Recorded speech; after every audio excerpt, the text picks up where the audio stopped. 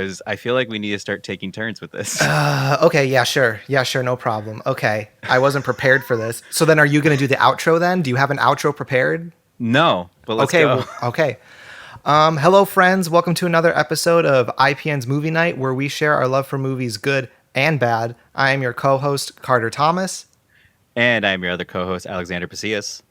It's great to be here once again. Quarantined podcast, probably for the next 50 years. And we have a very special guest today. You know her from the internet. I don't know if you've heard of that. Famous YouTuber from Swell Entertainment. We have Amanda Golka with us today. Yo, you fucked it up. You had asked her too. That's fine. It's close enough. It's fine. People call me Swell all the time too, so I'm cool with either. Okay. Oh, Swell. That's pretty cool. Yeah. I would dig that. I'd be like, hey, Swell. Yeah. Yeah. Well, welcome. to the This is show. like really exciting. I'm really happy to have you on. Thank you. Uh-oh. Hold on, my thing minimized. Like I had said this before we started recording, but I watched a lot of your videos. I really like the way that you talk about shitty movies, so I'm really glad that you brought on a gem for us. I'm glad too. We've been talking about too many good movies. Yeah, I do have to say that this is just one thing I want to get. I love your opinion about spoilers for movies. That's like one of my I completely agree with you, where it's like if you can find out a spoiler for a movie and like that ruins it for you, then the movie was probably shit to begin with. Absolutely. so I was just like, I remember what I think it was your Avengers Endgame video. Yes. And I was just like, oh, thank you so much. You were speaking so much truth. So I'm really glad to have this conversation with you. Yeah. Amanda, do you want to talk about the movie or say which movie you brought in for us today? Okay, so I was looking through your guys' backlog because you guys were like, okay, pick a movie that's not on this list. And all of them were good older movies. And I was like, okay, let's pick something recent. And then I thought about a bunch of things that people keep asking me to talk about that I won't talk about. And Hellboy 2019 is a movie that pretty much most people know I can't stand. But I refuse to make a video on it. So this is perfect. Why? Why don't you want to make a video on it? It just makes me so angry. I don't like movies that make me think that it thinks I'm stupid, you know? Like I just the opening scene alone for Hellboy 2019 just put a bad taste in my mouth the whole time. Okay. I feel that. That was like a Joker for me, so I totally get it. But yeah, when did you see this movie in theaters? I saw it in theaters and I made my dad go with me. I'm sorry to both of you. My dad and I have this rule. Okay, so my dad and I have this rule that like, because I would basically live at the movies if I had the chance to. I love going to the movies. I've been devastated the last couple of months. I've been trying to get by with drive-in theaters. It's been very hard. And but I would always bring my dad. I was like, okay, we're going to go see good movies. And then I get to bring you to one movie that I know is going to be terrible.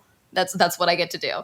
And That's a sweet deal. Yeah, so I made it. So he saw Hellboy 2019 with me. He recently saw, before Shutdown, I made him go see Dolittle with me, which is a whole other God. thing. Oh, no. No, but Hellboy 2019 was something I wasn't even mentally prepared for myself because I hadn't seen it before. But I had heard so much about it because I didn't even know it was coming out. The marketing was so bad for the movie that I had no idea it was coming out until like 2 days later. People were talking about how terrible of an opening it was. And I was like, wait, it's out already? Yeah. So it was a lot of Facebook marketing. Yeah. From what I saw. And I remember because I think we can all attest that Guillermo del Toro's Hellboys are great. And Absolutely. And I've never watched Stranger Things, so I don't know anything about David Harbour. Mm-hmm. I don't doubt his. What about Good Luck Charlie? Did you like his early stuff? He's in Good Luck Charlie? He's the dad. No. Did you not know this? Oh my God. Wait, are you serious? What? I did not know. Look it up. Oh my God. But I remember when I was keeping track of this movie on Rotten Tomatoes, and I remember right now it sits at an 18, but the first score I saw was a 9. And I was like, oh my God. I'm like, no, it's tanking. And then I'm like, well, I just know to not watch this ever. And I have now. You're welcome. Yeah. I mean, that's what I love is just because about doing this podcast is just there's so many movies I would have never even heard of if it weren't for the guests that we brought on. And this, Amanda, I just have to tell you. So clearly the studios have no faith in this movie because I couldn't find any place to rent it anywhere. I had to buy it on Amazon, and I'm annoyed at myself.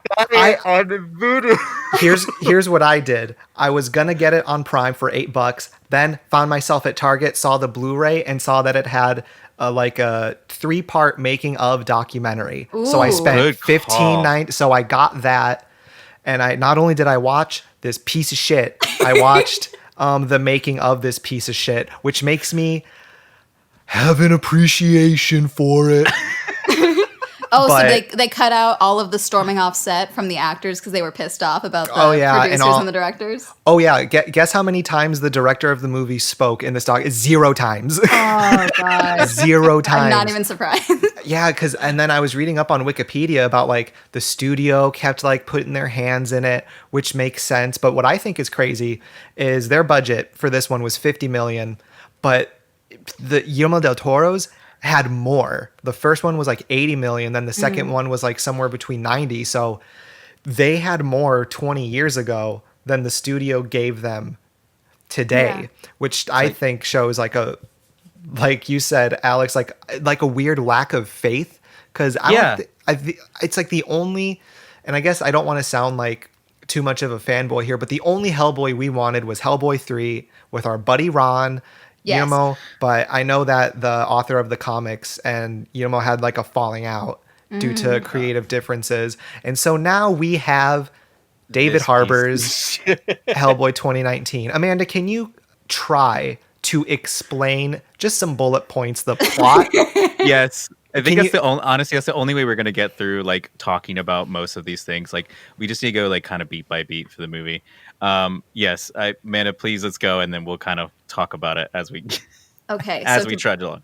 Okay, so to put yourself in the mindset, I never read the comics, but imagine taking a series of comic books and putting them in a blender, and then just picking out chunks and then slapping them on the big screen, because that's what I assume happened with this film. It is. Yeah. It starts with an origin story for King Arthur and the evil witch queen thing, and that scene itself goes on too long, which again I always talk about. That's the opening scene that bothered me so much, because we don't need to know it's Excalibur. We kind of can figure that out based on the fact that it's King Arthur. But anyway, yeah, that's true. But yeah. Well, I'm just saying because it kind of, I don't know, it's hard to tell because you have to there's that fine line of having to treat your audience like they're stupid, but also not that stupid. Mm-hmm. And I feel like that's one of those things well, how are they going to know what sword it is at the end when spoiler, how is it going to know what sword it is at the end that he picks up? It's I don't know, literally every fucking tale about King Arthur. So I understand that. Okay. Sorry, continue. No, but then we cut to, I want to say it's in Mexico, and Hellboy is looking for his friend who's been missing on a job, and we get this very rushed scene introduction for Hellboy. There's no build-up. It's just oh, surprise, here's Hellboy. And he leaves with his friend. There's no reveal. It's just oh, there's David Harbour as Hellboy. Okay. Yeah. He breaks his iPhone and says, dang it, because haha, he's got that fucking hand. Yeah. Oh, he does it they did the gag twice in the movie. I don't know why they kept doing it. And the second time, it clearly was an ad lib. That it was ADR. ADR, and they put a visual effect over the phone to make it crack, because that definitely was oh, let's add in another joke because haha, he's Hellboy, and which I don't know if that's supposed to mean he's funny, but yeah, he does it again. I'm that was not supposed to happen. So they were throwing that joke at all over the place. Mm-hmm. But him and his friend fight. He realizes his friend is now a vampire, and his friend dies. And it's supposed to be this very emotional moment, but it happens so quickly. It's I don't give a shit. Yeah, I don't know who this character is, and it's I know in the comic books, I guess it's a big deal, but you have to. I think there's this always fine line with comic book adaptations that you have to, if you want widespread success for your blockbuster movie that you're throwing probably too much money into, you have to be able for comic fans and non-comic fans to be able to enjoy the movie and understand it. And so, like, you can throw in Easter eggs, absolutely, but they still need to make sense upon first viewing. Yeah, totally. And because what they were just like the big thing they said is like, oh, like fans of the comic, they're gonna love this movie. They're gonna love it because it's literally just like parts of 3 of the comics mushed into one movie. And I'm just like, I feel like fans of the comics won't like this because you're just giving parts of each story and you're not delving them out. But yeah, I didn't give a shit about this like vampire luchador. Also, it really bothered me how they did the subtitles. Like it was just like in like off center on the screen. Yeah. I'm like throw that at the bottom, please. I don't care if it's yellow. I like my subtitles to be different than just Arial in white, but please put it at the bottom. This shit's ugly. I saw that as like a comic book attempt to be like, oh, it looks like a comic book. But if you're going to do that, maintain it, like keep that theme throughout the rest of the movie. That's true. Or at least the scene, yeah, that's true. Okay, so then he goes back to see his dad. He's all pissy. Moving forward, his dad's former Nazi hunter cult thingy needs help with some giants, so he sends Hellboy to go and help them out. Surprise, it's a mutiny. They try and kill Hellboy, but there are still giants. So that's fun. Then we get this really long, drawn-out, super cool fight scene that I would have loved to have seen more of. Because I will admit, I like the giant fight scene. Because that was just Hellboy kicking butt. I thought that was cool. Okay, so I think that was the issue. It's funny that you like that scene because that was the scene I was like, this is garbage. Because okay, 2 things. Mixed feelings for me. One, we're supposed to believe that Hellboy is like really good at his job. Yes. And he was. I mean, is he always clumsy? I don't know. I don't know much about Hellboy either. It's like is he supposed to be like a drunkard, like clumsy guy, but he still gets the job done, or is he like really good? I thought the other Hellboys he was like really good at his job. Yeah. But no, he's like a klutz, and I was like I don't believe that he's good at what he does. I just think he's lucky. Mm-hmm. So that's what I got from that scene. And then some of the compositing in that scene was really bad. Absolutely. That was a big problem with me overall with the movie. Yeah. Just the way that everything was like, not even just shot, just formatted in the aftermath. Like I was like, who staged this? What are you doing? Yeah, it's like they tried to go ahead. Well, I was just saying, it's like you probably gonna say the same thing, Carter, but it's like they tried to go for something that was like one shot, really cool, like a one shot thing to save on time for I don't know. Productions do that all the time, but they didn't plan it out well enough with like the visual effects artists or anything like that. Because the thing is, they needed to do so many setups for that one fight scene, so it's like they couldn't really do it in one take. They had to do David Harbour had to be on like this giant like foam blue screen thing when he was like on top of the giant. Then there was one where they had to like just get him like swinging this sword around looking at a tennis ball on a really tall stick. So like when you're watching it, you can tell where like they had to make those cuts. You can tell with like the digital camera motion. He shows up on one of the giant's arms at one point. Like it's like he's running through the field and all of a sudden he's like crawled inside the curve of one of their arms and is crying on them. It's like, where the heck did you come from? Right? Oh my God. And just like before that, when he's ambushed and like the Osiris Club is putting their spears through him, and like for like CGI blood, disgusting. Just again, it looks like it kind of gives the impression of like, okay, I'm watching Mythbusters and they filled like a bag with like paint, and that's what they're using for the blood, because it doesn't. It looks fake. It just looks very ridiculously fake. I don't know why I'm like I have all these leniencies for some reason. I usually don't, but like again, the CGI blood, it just reminded me of 300. Which, I mean, you can say if that's a good movie or bad movie. It's whatever. It reminded me of that. I haven't watched it in years. Yeah, it just gave me like, oh, it's like, again, this is a comic book movie. I have to like think about like, are they going for like a comic book feel?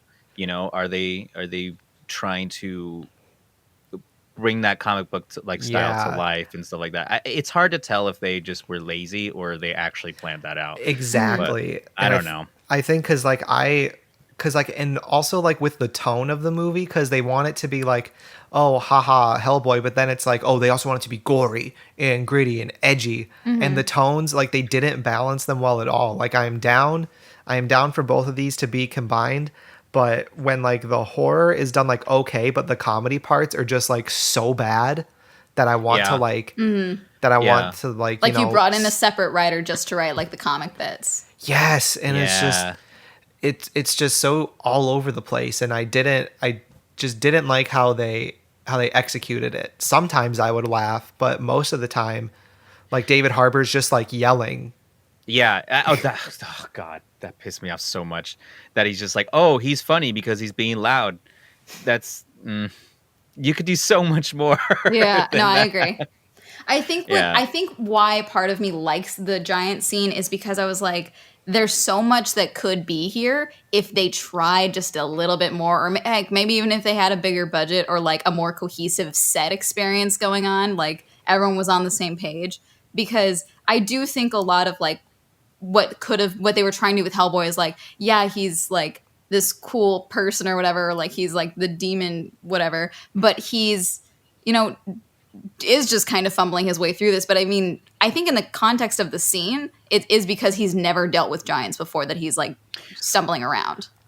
Yeah, that's true. It's like, and he just got like ambushed too, so he's kind of like, well, he got stabbed like through the chest, which by the way, we never see that wound like. Oh yeah, like, no, wait. Don't we see that next though? Don't we see that next technically? With Alice, she rips off the bandage. Oh, does she? I might have been looking she says not even a scratch. Oh, I might have been looking at my phone and not and trying to quickly disassociate really quick. The honesty. That happened a lot. Yeah. See, that's why you got to watch it on your phone. So you just cut out any extra BS. Quibi should jump on this. Oh God, don't get me started. You want to talk about Quibi shows next? We can just roast Quibi shows.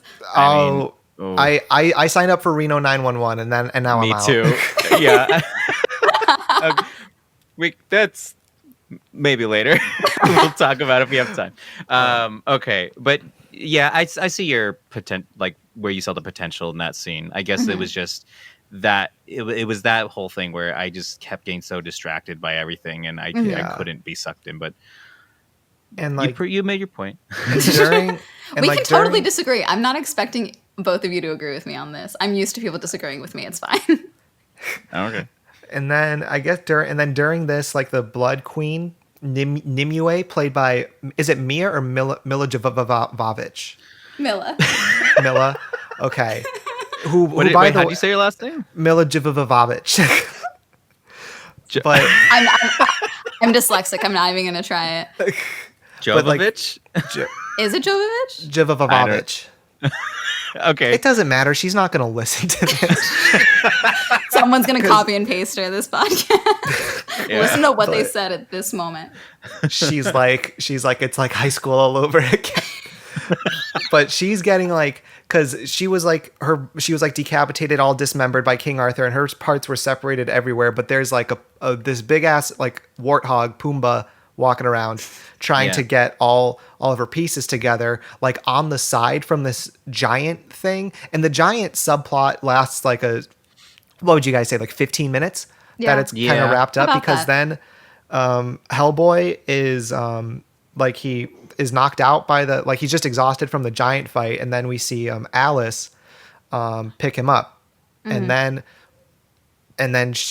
from there, then it's focused on the Blood Queen and her plot, which was what was her plan again? To bring like the monsters and like live in the daylight but kill everyone in the daylight. So it's not like living in harmony. It's like, yeah, we're just gonna kill everyone who is mean to us. Word up. All right. Yeah. No, I thought she did have like a bigger plan, but in the opening scene of the movie, I thought it sounded like the narrator said like she was gonna kill all white people, and I'm like, all right. But then I'm like, then I was like, that's probably not what they said, but I'm not going to rewind. I'm just going to say, yeah, she wants to kill all white people. I'm like, okay. All right, that's cool. Like, save a lot of trouble for a lot of people. Not so bad. Okay, let's go. No, but yeah, I don't know either. I'm trying. There's just like the whole thing of like, well, sorry, I think it gets distracted, like muddled with what her plan is because it eventually becomes like now she wants to marry Yeah. Hellboy Hellboy. Yeah. because Fate he's drew us together. yeah. There's that whole thing, which was I guess was kind of a nice little like tempting moment, which that was like the whole point was he's trying to decide if he's a good or bad person. Mm-hmm. Yeah. But I don't know. Like that's all I was focusing on was like, oh yeah, she wants to lure him for I don't know Like for her to own kill gain. people. Yeah, to Yeah. kill people or whatever. I have no idea, but It's all like like look watching the movie. It like obviously I'm very angry, but when I think about it, I'm just like I just wanted more from this movie because I feel like it has all the elements to be like really fun yeah, and stuff, and it's just like the most important elements are what they messed up, Yeah. and like like I said, I don't hate David Harbour. You know, I watched Good Yeah. Luck Charlie. I don't think he was given good direction. No, I agree. For this I movie. think No. I'm a firm believer that a lot of like what is people consider like bad acting does come down to poor direction. Because, David Harbour, I've seen him in Stranger Things, and heck, I saw him on Good Luck Charlie. Frank, honestly, my opinion for Disney actors is if you can act in a kid's show, you can really do anything. Because to water down your acting, not water it down, but to make it to that level of like kid friendly, but also still sometimes emotional, I do think takes a lot. Oh yeah, Definitely. you have to like turn off a part of your brain to be like this is fucking ridiculous. Yeah, Like absolutely. yeah, I and if you could do that, you could do anything. But so I do think that a lot of it came down to poor direction. Which is crazy Yeah. because the director is a Neil Marshall, and I've never seen any of his other movies, but I guess his most famous one is The Descent, which is a horror film which from the was early 2000s. pretty And decent. he did and then another movie called Dog Soldiers. I haven't seen any of his movies, but looking at it, like they've all done well critically, and they like the big thing I've heard about those movies is that they're a lot of fun and they're really good. So it kind of almost seemed like a really good match, but like this from what I read from our Lord Wikipedia, like there was just a lot of on set like conflicts and stuff. Yes, exactly. Here, let me look at it. Well, even on like I said, I bought this on Amazon because I like to torture myself. But when you're watching it on Prime Video, it does show a bunch of facts. Like if you pause it here and there, and one of the things that like were mentioned multiple times, people reported tensions on set between the producers and directors. David Harbour stormed off set multiple times, getting conflicting direction from the producers and the director and all of that. Yeah, and it's like, how can you? It's like you can't expect a good performance from someone who's like just so like confused. Like that's really confusing, and like that's a lot of pressure because I think they were shooting like internationally in Turkey. I don't quote me on that. No, but they were all over the place, right? Yeah, I think. they were lots of places, and it's just like. I don't know. Studio heads are just like fucking idiots. I swear to God. Yeah, I mean, I remember hearing something about that too, where like the director didn't even have like say in the final cut. Yeah, no, he didn't have final the cut. moment it was done, it just went to the producers, and it's just like, and you can tell because sometimes the Oh my editing gosh. is awful. Like it'll cut to black. Like when Hellboy is back at HQ for the first time, and then his dad's like, "Oh, the Osiris Club has a giant problem. Oh, what is it? Giants." And he's just like, "Ha!" You like cut to black. Hard, yeah, cut to black. Hard cut to black. know what you're talking about. Yes, And then they do that. disorienting. They do that like a couple of times, and I'm just like this is the look of a movie of someone of like a director who didn't have any say because only idiots would do this. Like and no flack to the editors. They're doing their job. They're getting a paycheck. This isn't their fault. This is who released this garbage? What studio? I think also the ending, like the never ending ending, is one of the other indicators God. because it for me, like when I remember before I went into the movie, I heard the people, like not people, but like reviews talking about like the multiple endings, and I was like, what the heck is that supposed to even mean? Like, are they going to show multiple endings during the credit scene or something? And then I'm sitting in the movie and I'm like, oh, that makes sense, because it seems like they filmed alternate endings and then didn't know which one they were going to go with, so they kept them all. Yes, which is Wait. disgusting. Because Did you like not? when- Did you What not are the watch? art- Did you not watch the credits, Alex? Maybe I didn't. I thought I would look through it and wait. You're talking about like no, the not the mid-credit credits. scene or Not something like that? no. I'm talking about the actual end of the movie. Oh, when they Yeah, find okay. Fishman. Because So- I felt like there were multiple. No, that just felt like there were multiple beats where it was like this was an ending at one point. This in one of the scripts, this was an ending point. Yeah. And instead, it just Oh, kept okay. going. Yeah, Okay, I know what you're talking about. I just wasn't sure if that's what I was thinking of. So. Because at the end of the movie, when they pan out of like the building and do like the shot of the destroyed city, I'm like, okay, this is the end. And then it's like, no, we have like this other like really quick action sequence, really quick. So we can set up a sequel. Which is so Rip. stupid because that is like something that you don't show. First of all, your action scene that takes place after the climax shouldn't be better than the fucking climax. Ooh, Yes. yes. I just don't understand. I mean, I know we skipped a lot of stuff, but like, Yeah. let's talk about the ending for a second.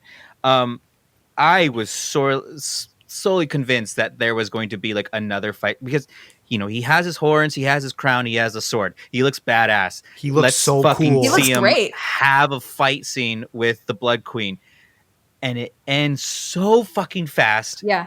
There was there was so much potential with him killing those giant monsters that were killing everybody. Like it was Yeah. so It was going to set be up so for so good. cool. Instead, there's And like they just- there's a hell magnet that sucks them all downstairs, and then it seals back up. It's like, okay, the property damage is gone now too, so we don't even have to deal with that. So I just know. I don't understand how you can't like just can't see the script, can't see anything, and be like, oh yeah, this will be fine. Yeah, we'll just do it this way, and not think like, oh, well, wouldn't it be cool if we did this? We are a comic book movie. We should go all out. mhm.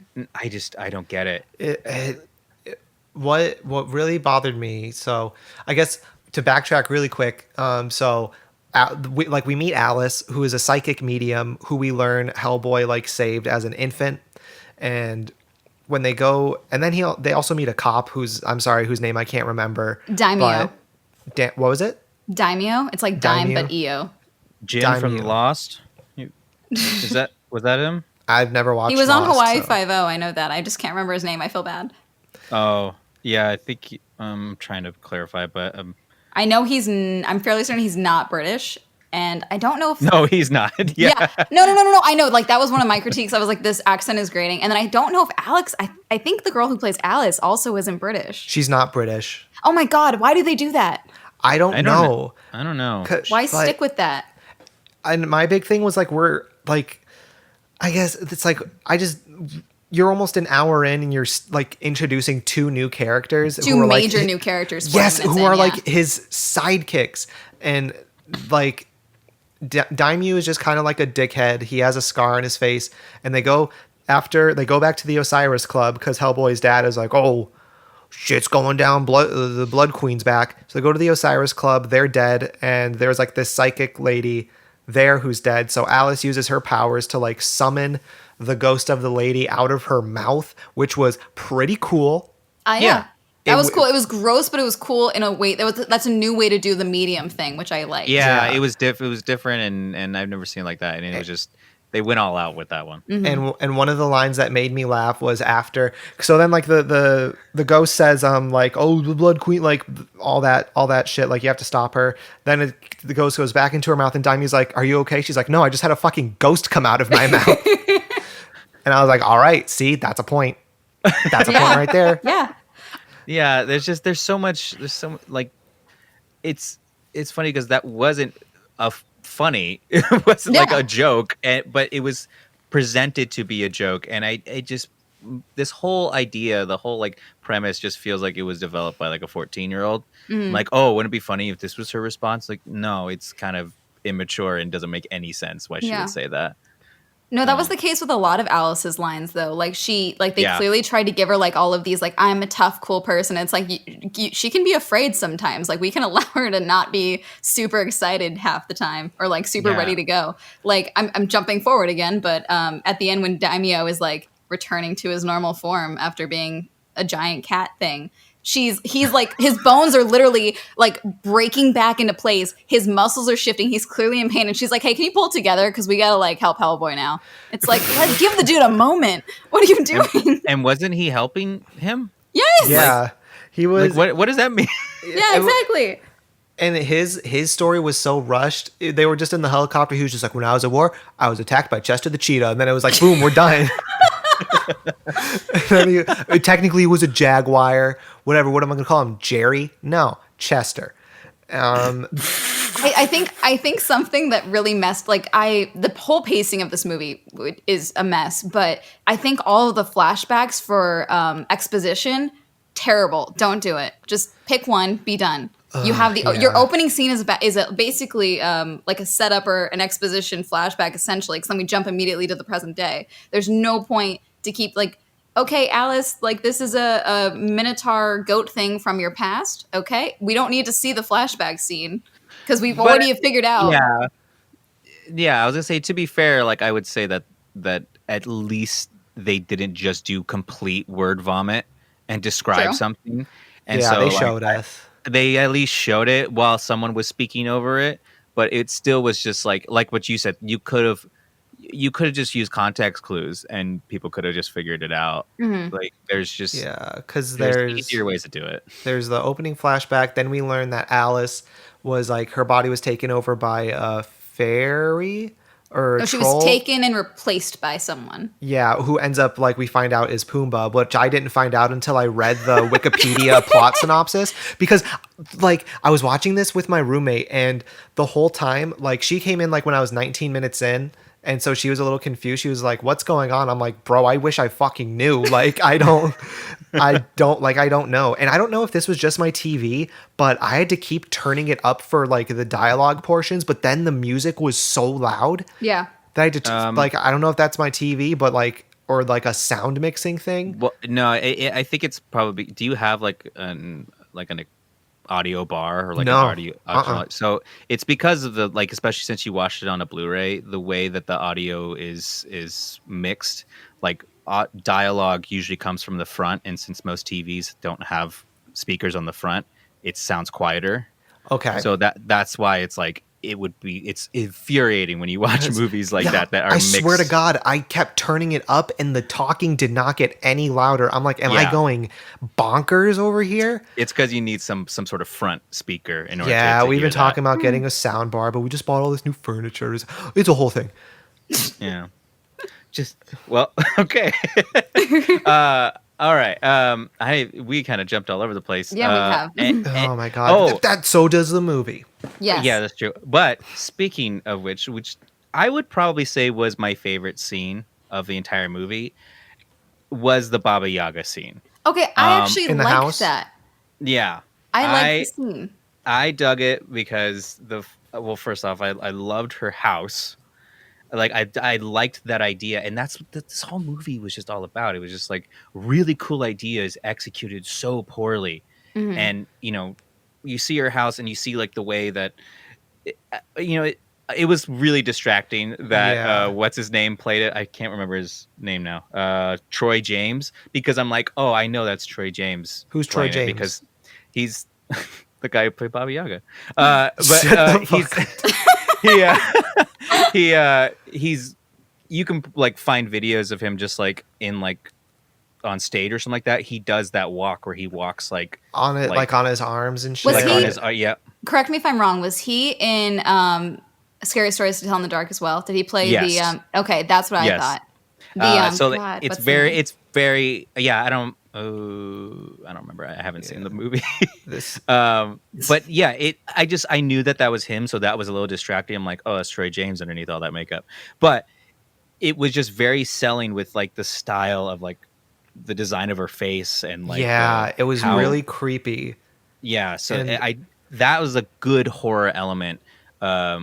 example of like what this movie could have done the whole time, but because it tried to do comedy, and that's the shitty thing is like if you balance out comedy and horror, your comedy needs to be stronger than the horror, and this definitely didn't do that. No, and because especially like with Hellboy, and I haven't seen the original movies. I saw each one once, and that was like over 10 years ago.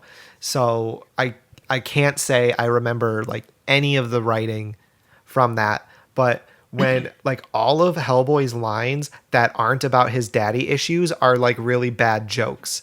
Yeah. And because the scene that we're talking about right now happens after like a big emotional moment where like the Blood Queen is back, and because we find out that Hellboy's dad was sent to like kill him when he was born, when like the Nazis brought him, and so Hellboy has like this conflict where he's like, oh, like why'd you let me live, yibbity yoo-ha, and his dad's like, I don't know, because you had that hand. No, he didn't say that. He's just like, I saw potential in you to be good, something along those lines. And Hellboy, like this could have been a good conflict because he's like, monsters shouldn't have to like live in the shadows and like be afraid, which makes sense for him because he's a demi-demon. Mm-hmm. Yeah. And so he like storms out and then goes in the elevator and it takes him to the fucking house. What's the character's name? Baba Yaga. Baba Yaga. Yeah, it takes him to Baba Yaga's house, who then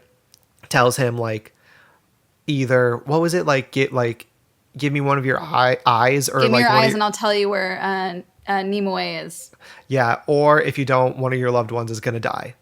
And so Hellboy's like, well, you're not taking my eyes, so peace, and yeets on out of there. After that really disgusting, grotesque kiss that was like, I think in the context of the scene. Yeah, I forgot. I like how they tried to slip a joke in there, like, why is there hair on your tongue? As like she's trying to like basically suck his face off. Like, why slip that in there? I don't know. And the dead kid soup was also oh god. That fits I think that's added to the character though, because here, like, I think we already talked about the character's movements and everything, but like for a character to be smiling as they are collapsed on the ground and like struggling to stand as they're threatening someone like, welcome to my abode, this is where you trap me, as it's such a like a jarring thing to look at. And then to cut over to like, you've trapped me here, but it's okay, I'm eating children still. That's fine. Like you didn't protect anyone from me. Yeah, that's true. Wait, how's he getting these kids? They're just hanging out, chilling like it's a meat locker. What is Rocky gonna come in and like practice his punches? Okay. Side note. Did we just assume that he assumed that they were dead because he didn't try to help any of those kids? I think he did he just kind of looked over. He's like, you know what? Different can of worms for a different movie. I'm just gonna. Yeah, he was just like, I'm going to throw up now and I'm going to leave. It's like, you didn't want to check on any of those kids? Maybe they're still alive. I was under the impression that they were dead. I mean, they were like not moving and hanging off meat hooks. So maybe they were taking a nap. They had a long day. Nap time is important. I mean, hey, you see Baba Yaga, you might faint. It's going to happen. They're all tuckered out. They're all tuckered. But yeah, I like that scene because I felt like it had stakes, you know, it had, you know, there was tension between the two characters and, you know, decent dialogue from Baba Yaga. So I don't know. That was just like the most entertaining scene of all of them. That's definitely the one that stuck with me the most, but I don't see now. I can't even think about what happened after that. So he falls through the air and just lands on the table that apparently belonged to Churchill, which I was like, are we just, is that just something we're going to throw in there? Okay, moving forward. Oh, did they say that? I must have been looking at my phone again. Yeah, no, it's like, get your feet off Churchill's desk. And then Alice looks at the plate and it says property of like Churchill. And she's like, wicked. It's like, why is this a point? What is involved in this? And it's like, oh, was he involved in this secret order? Is that what you're trying to like throw in there? I'm assuming that's what it was. Is he going to fight side by side with Hellboy? Are we just setting up his resurrection? He's just going to come with like a cigar and his big fat tummy. But then what does happen after that? Basically, then Nimue, like, she's all put together and like, they go to the hill. I really like the scene when they're sewing her back together, because when this movie decides to use practical effects, I think it's really good, because they have like the lepers saying all the spells, and then Pumbaa's there, which I figured Pumbaa was like completely CGI, but no, they made an entire bodysuit for him. Yeah. And he still looked like shit. I mean, I thought it looked good, but they definitely did some or at least it looked like they did some CG to like his face, and that's what to make the threw it off a little expressions. bit. Yeah, because like it had some animatronics, but like not like, it was just like, oh, open your mouth and like move the eyes around, but it wasn't for like really specific like inflections, which definitely would have helped it, because I would rather have like choppy animatronics, and I think it would have helped the movie with like kind of its tone, because if it's sticking with like if it didn't want to make any script changes, like just try to be as practical as you can. Obviously the giants, like that's going to be CG, and those were fun. Those were good. The giant demons that came out, like the one like slicing people, and the one who knocked over like the bridge, like that looked awesome. I thought those were all really solid. But then when he's just like, when Pumbaa's just walking around talking, it's like, come on, like just have him give me 1990s Teenage Mutant Ninja Turtles. Yes. Like just give that to me. Anytime you can do that, like, or just do anything, like, especially with a horror type of movie, like what they were trying to go for, any type of like John Carpenter style, like animatronic horror stuff, like it just really sells what you're trying to go for. And because this was trying to be like a fun horror movie, I think that would have really served what it was going for. But of course, there were some things that they couldn't was out of their control, like the giants. And I think 50 million just isn't enough to make all the practical effects happen, especially when you're shooting like overseas in a bunch of different countries, because like that's where the budget goes to. You got to fly like 30 plus people, all the equipment. And then David Harbour probably costs like 10 million, maybe. Mila probably costs like, probably, yeah. Oh, she definitely costs something. A lot of money. And just to like even, I don't know, it just disappointed. I'm not mad, I'm disappointed. That's the sum of this movie. Yeah. Okay. Oh, I'm mad. That's fine. No, yeah, of course. I'm pissed. Okay. Now I'm still. Oh, okay. We get to the part. This is a bit later, which this was a trivia thing I read. The part where Nimue. Am I saying her name right? Nimue. Okay, Yeah. Or you can say the Blood Queen. Where she's at like the tree, whatever the fuck it's called, and he's like Hellboy's trying to stop her, but there's this whole moment where she's saying like, oh, like we're meant for each other, and he goes like, well, I don't know, I'm a Capricorn and you're fucking nuts or something like that. I read a trivia and it said like, with like he says he's a Capricorn, but he's actually a Libra because he was born in this. I'm like, who the fuck knows that? And it's crazy because don't question comic book fans. Yeah, I guess the author of the comics was like so involved with this movie, and that slipped him. He missed his mark. But yeah, and then okay, what happens? Alice gets hit with a twig. Oh yeah, side note, I just want to bring this up because it always bothers me when a character just disappears. The blonde traitor witch that like gives them the hint to Merlin, she disappears. Oh yeah, like she kind of helped, but then she just like was never seen after that. Because she was like, because in the beginning, like they were part of the Blood Queen's coven who like helped King Arthur like betray her, and then the fucking when the Blood Queen gets power again, this was pretty cool. Her coven comes back out of nowhere, and they're like, please have mercy, and she's like, you didn't have mercy on me, and starts like contorting their bones, and I was like, oh shit, ooh, I was like, fuck. They're like sick.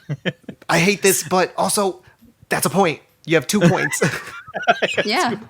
And then a pretty cool fight scene in the woods happens. Like following that with like Hellboy and Dimue. Daimyo. God. all these names. Why couldn't they just call him like Bob Chester? or something? Chester. Exactly. Okay, we have full circled Chester. So Chester, Alice, and Hellboy like, and it was a pretty cool fight scene. And then I liked that set with the tree. I liked how it looked, Yeah. and I thought the set piece was nice and stuff. And then Hellboy has a chance to kill her, but then like she puts the thorn in Alice, and then the witch is like, don't put it because it'll only make it worse. And then this is another time when I looked at, and then this was another time when I looked at my phone, because then I look up and Merlin's there. I was just like, what the fuck? I was just like, what the fuck? The journey that lasted. That was it lasted what, like 30 seconds, if that. Yeah, not even 30 seconds. It's Like like, oh, that 15? was really hard to find Merlin, I guess. Yeah, fine. Go to the hidden goat trail. It's treacherous. We see none of the treachery. It's like, we see no treachery. We see no goats. We don't see anything. But you see Merlin, cool, whatever. You see Merlin, and he saves Alice, but then he's like, oh, he does this whole spiel about how King Arthur had a daughters and daughters and daughters, whatever, and then that daughter, some reason, was like, oh yeah, I'm gonna fuck with that demon. Like, I'm just gonna, fuck you, Dad. I'm going my own way. Hey, you know what? Sometimes times are boring. Yeah, she's like, that demon do be looking thick though. I mean, it was what, like 1950s England? Yeah, things were. What was she gonna do? Like, what's she gonna do? Okay, women listen. weren't allowed Are you to gonna do be a anything. housewife, or are you gonna marry like a demon and go down to hell? Like, pick your poison, really. And so, Oh, man. and that's how we learn that Hellboy is a descendant of King Arthur. And I was just like, me and my roommate who stuck around for this were just like, what the fuck? Apparently, that is a whole like element in the newer comics, I guess. Yeah. I'd heard about that too. And to be honest, like, that is, like, when I heard that, I was like, all right, that's kind of cool. Like, Yeah. I can see the connection, because in the beginning with like the flashback with King Arthur, and then it goes to Hellboy, I'm like, these feel so separate. And then when you finally kind of tie it in with King Arthur, I'm like, okay, now you connect. That's what this movie does. This movie does the opposite of what you're supposed to do. You set things up and then you pay them off. It instead presents these ideas and then fluffs them up later with information. It's just like, I don't understand why it does that. It feels like Whiplash, because when you're watching it, you're like, oh, we're just gonna ignore all this other stuff we already talked about, and then now it's like, okay, now we're back full circle, and it's like, don't do that to me. I don't want to have to feel like I've been hit by a car while I'm watching your movie. Exactly, Yeah, especially I don't when wanna I'm have to looking ask- at my phone. Yeah. I don't want to have to ask questions and then be like, why is it this way? And then they answer. It's like, no, now you made me upset for 20 minutes that I wasn't supposed to be upset for. It's hard. It's really hard. And I Really guess, hard to and like do this. I It's don't hard to talk hate about movies. it's like, I didn't hate the idea, but this movie just like throws so much. This Yeah. movie had so much. It had so much and simultaneously so little. Yeah, so little exactly. that made an Exactly. impact, except for anger, frustration. Daddy issues. Daddy, sí, mucho. It just made me want to watch the other movies. Yeah, same. And I kind of got this vibe. It felt kind of like Ghost Rider: Spirit of Vengeance. Have either of you seen okay. it? I haven't seen it, but I know. a lot yeah, about off the top, like Um, years ago, maybe. And it's funny because then after this, I know that the YouTuber YourMovieSucks.org did like a quickie on this Hellboy, and like he said the same thing, because Ghost Rider: Spirit of Vengeance was directed by Neville Dean and Taylor, who did like the Crank movies, and they tried to put like their fun Crank style into it, and it ended up kind of being the same kind of mess that this is. It has a lot of the same problems, and funny enough, they both have an 18% on Rotten Tomatoes, which is, but it's just like, it's like they each had filmmakers who wanted to have fun and do something fun. I get the only difference is Spirit of Vengeance made its money back and then some, and Hellboy did not even break even, which is sad because they didn't have that much money to begin with for a And even less to superhero spend movie. on, like, do we know the marketing budget for Hellboy? No, all I see is it says 50 million. So I don't know if budget is included in that, but Typically, what I've seen is that typically it's like double, like another, like it would be another 50 million. Like you double the budget for the movie would be spent on marketing. That's the typical that I've seen with a lot of movies.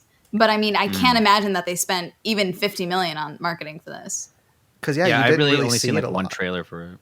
Everything What? I saw was like backstage stuff. And even then they made it sound like, oh, the movie's coming out soon. They never said like a date when I saw it. When Yeah. Yeah, that was my experience too. Because I just like saw clips on Facebook and stuff like that. Pretty much nowhere else. And I mean, I don't really watch like TV that much. So I don't know if there were any TV spots that I missed. But then yeah, all of a sudden, like I check Rotten Tomatoes and it's like opening this week, Hellboy, and I was like, what? I'm like, I thought like it felt like a dream every time I saw it on Facebook. Like, oh, is this real? I don't think so. I only see it at nighttime. But That can't be real.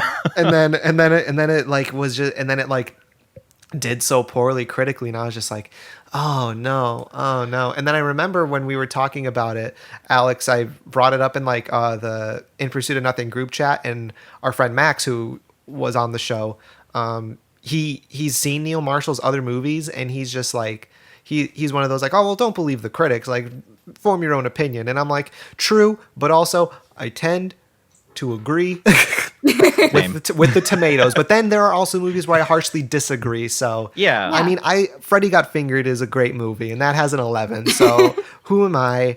Who am I to judge? I mean, I said I love it. I said I love it. And yeah. I think Oh, it's okay. great. Okay. I Well, know you said it's a great movie. it is because it is. I mean, But- I just think okay.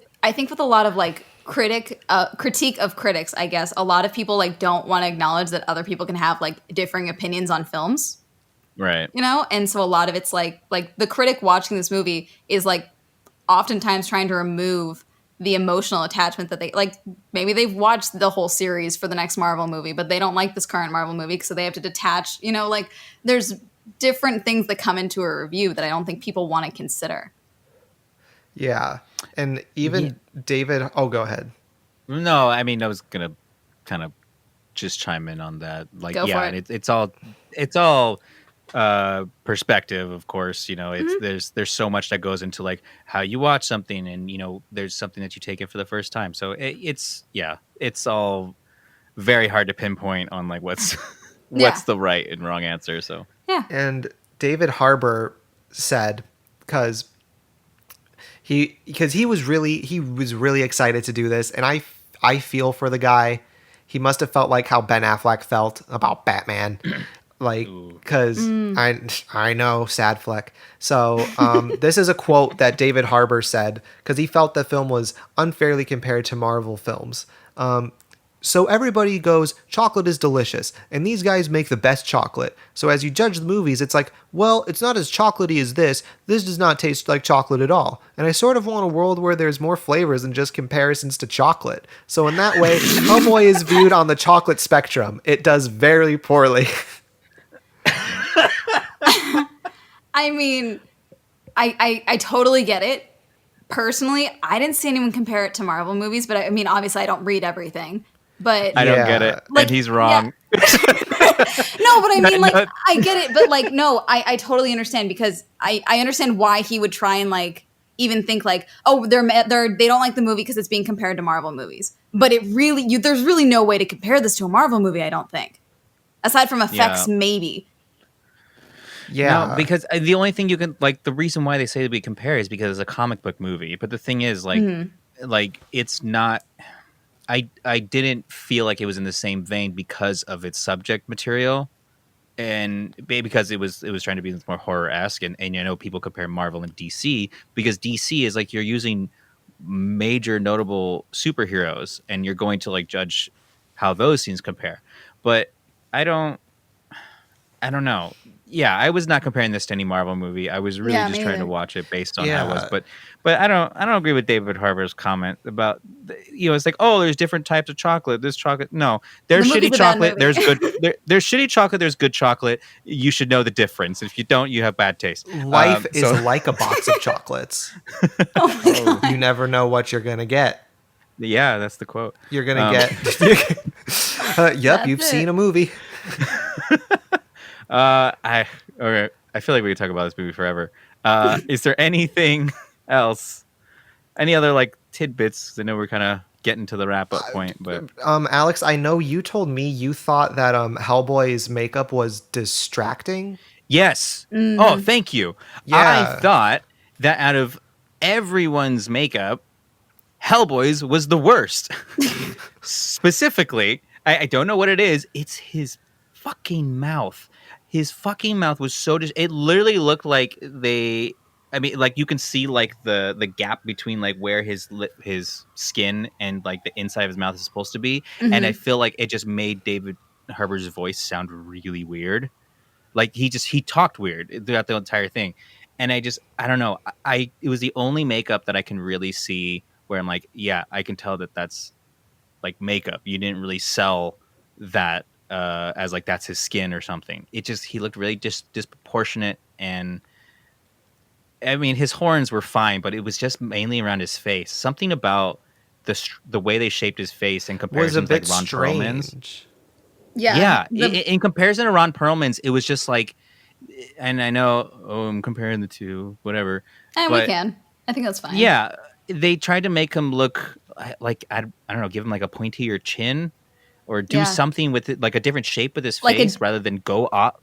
They What? gave him like a more pronounced brow, which Yeah. maybe for someone with an actor with bigger eyes, like this is not criticizing David Harbour at all, but like you lost most of his face under the prosthetics, and so when he was acting, it was hard to like decipher what his face was doing because he was Yes. trying to move the prosthetics that were on his face. Yeah, and I think a lot of that, or the reason why that was happening too, is because they tried to make a face shape on their own rather than play off David Harbour's face. Yes. And David Harbour's face is very similar to Ron Perlman, so it's Yeah, like if you they have a big like jawline. like an oval head and stuff like that. So Yeah. it's like I think if they would have played off his face, yeah, he would have looked similar to Ron Perlman, but it's still what I still think like you would have saw David Harbour's face just a bit better. You would have got a better performance out of him because he could, not have so many restrictions. Yeah, I felt- on his Yeah. face.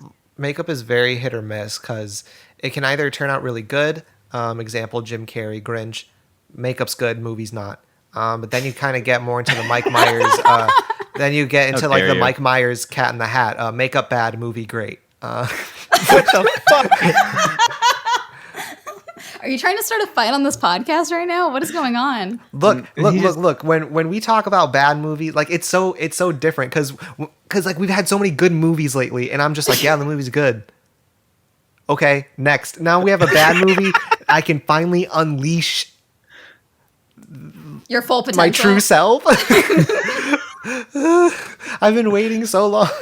I feel that. I Here's, mean, that, I'm glad that I could give you this movie as your Excalibur, and it could unleash your full potential to just rip And I into a could- movie. Yeah, I could cut off this movie's head, put it in hell where it belongs. Now I just have a fucking Blu-ray of Hellboy, and I'm like, what am I gonna? I spent. dude, It's like I have it in came with a- 4K, so it came- let's not. It came with a digital download. It's like, what am I gonna do? Download? Probably. What's it? What? A free movie? Free I movie? know, free movie that's with the- the movie I paid $16. Sure. That's the one thing about this movie too that I kept thinking. I'm like, this movie's bad, but it's not that type of bad where you can watch with your friends and joke around. It's just bad. Like Yes. I can't. There's nothing I can make fun of. It's not like The Room or something like that where you're like, oh, it's so bad that it's funny. You watch with friends because you laugh together. No, it's just bad. There's nothing to play off of it because they're trying so hard to make it good. Yes. it's just sad in the end, So Yeah, because so much effort went into this movie, and everyone was like so passionate and so into it from what the behind the scenes documentary told me. And so it's always a shame when like you put in all that effort and then it's like if they're proud of it, good. And I'm happy for them. I've never made one Hellboy movie, so I don't know like what their life experience is. It's just if only it was something good. yeah. Well, I don't know if there's anything else, but I feel like we've kind of come to I'm trying conclusion to A think. of it. natural conclusion. Yes. Yeah. Well, Card now is trying to think. I'm just trying to think. Uh, Do we want to talk about Okay. the sequel setup? I know we kind of touched on it. Oh, you Oh, mean like the yeah. end credits thing? Yeah. and Yes. how it's not happening. I mean, it's a proper way to do like a sequel, like a end credit scene with But- Baba Yaga. It's like But was it an end credits scene? Or no? They did do the Baba Yaga thing. the Baba Yaga bit. No, yeah. I was thinking about like the end of the movie with the 6 months later. That's what like in my brain. That's such a sequel Oh. setup to me. Yeah. Oh yeah. That's true. I mean, It was like, okay, like Alice and Chester are like full-time sidekicks now. And I mean, I liked I her mean- like I like her like mystical brass knuckles that she whipped yeah, out. Those those were were cool. pretty tight. cool.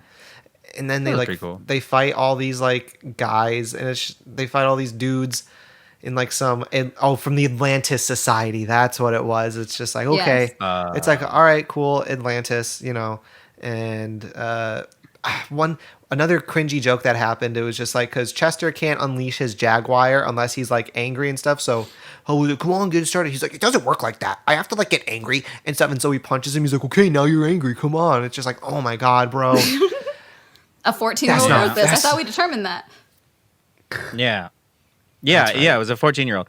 But yeah, My I mean, mistake. it was a good way to set it up. It's just I was just annoyed that the action scene was better than the actual climax. Mm-hmm. So Oh, that yeah, was my we didn't only even- problem with it.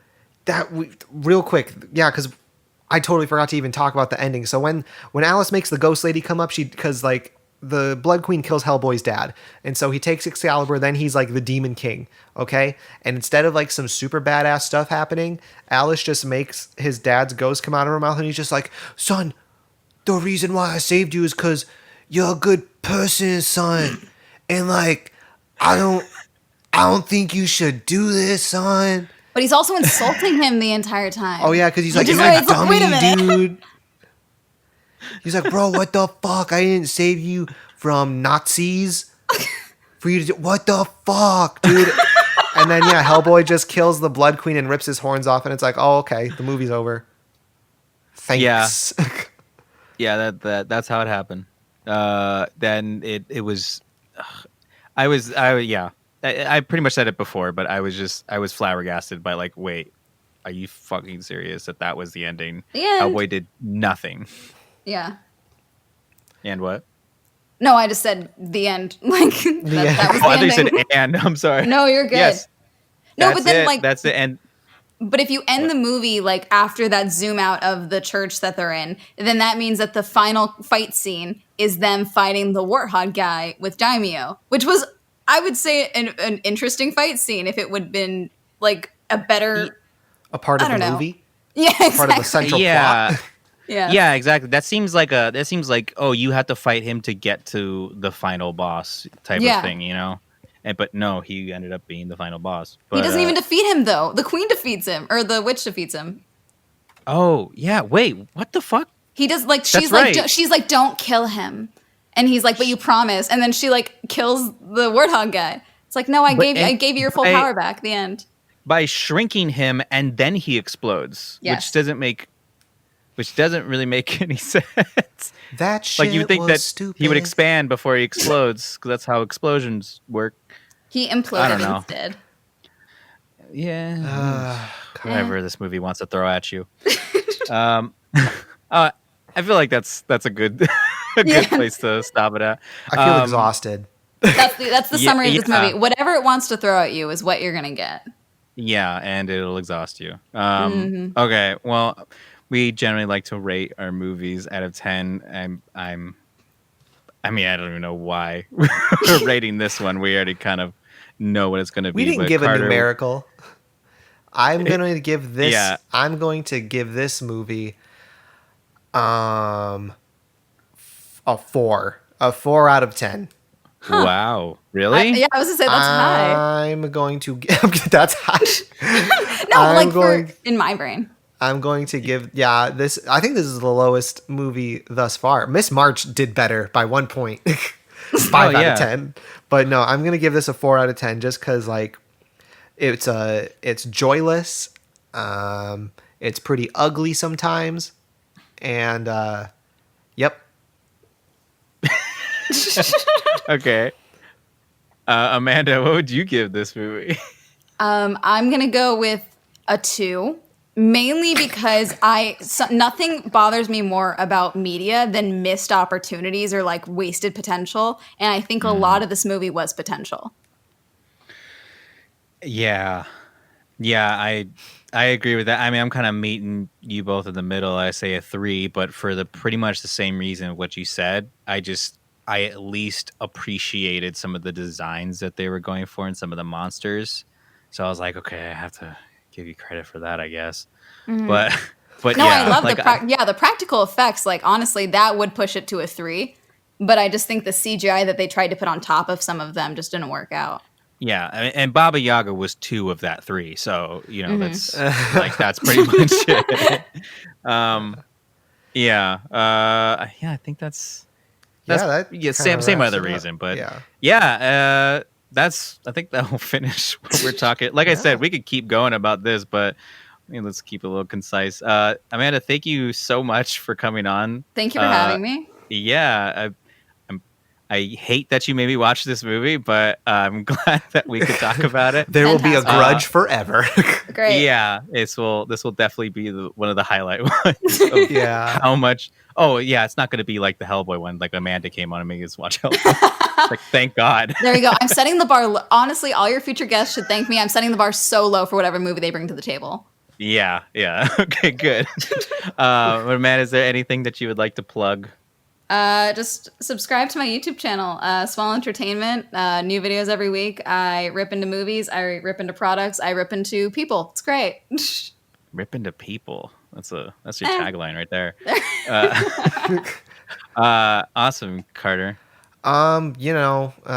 Follow me on Instagram, CarterWBT. Again, as always, it is on private, so do not expect to get into the club. But if you do, I hardly ever post, so it'll be like I'm not even there. And follow In Pursuit of Nothing on all the social medias, mainly Instagram, but YouTube and what else do we post on Twitter sometimes and Facebook. Facebook and Instagram. Don't even bother with Twitter. We're having a password issue. Oh, still? Yeah, dude. Dane never really fixed it, and also I just haven't texted him about it. So. All right. So okay. you can follow me on. Honestly, guys, if you wanna get me at my best, follow me on Twitter. Same thing at CarterWBT. Again, on private. Don't expect to get in, but you can always shoot your shot. That's. It's like you're advertising the secret private list for a club. Like it exists. Don't expect to get on it, but it exists. Yeah, exactly. Speakeasy. Yeah, exactly. Boom. There we go. Speakeasy of Instagrams and Twitters. And no one speaks easier than me. You can see my live tweets as I am watching the Harry Potter saga for the first time. Yeah, he's almost done. Almost wow. done. How's that going for you right now? Snape, more like Snake. What? What up? And I was more sad about Dobby than I was about Dumbledore. Yeah. Yeah, that fits. That's about right. That tracks. Still, right. There's no Twilight Saga though. I'm just gonna put that out there. Yeah. Okay, Alex, you have an outro ready? You have an outro ready? Well, I also have plugs if you want to. That's right. I'm sorry for stepping on you. I mean, I don't care. You can follow me if you want. Alex Pacillas at all the social medias. I mean, if you want, do whatever you like. I don't care. But yes, thank you everybody for watching. It was a great time for watching. Oh my God, for listening. Sorry, so many YouTube videos. Thank you so much, everyone, for listening to this episode. Tune in next week where we will not be talking about movies, but instead we will silently read a book. That was a good one. Yeah. Thank you. I wrote that in the middle of our conversation. I'm like, I need to think of something quick. Aw, dang. It was a lot better than what mine was going to be. What was yours going to be? Catch us next week where we'll levitate. I don't know. That was pretty good. I liked I think yours takes the cake. Yours gets a 10 out of 10. Thank you.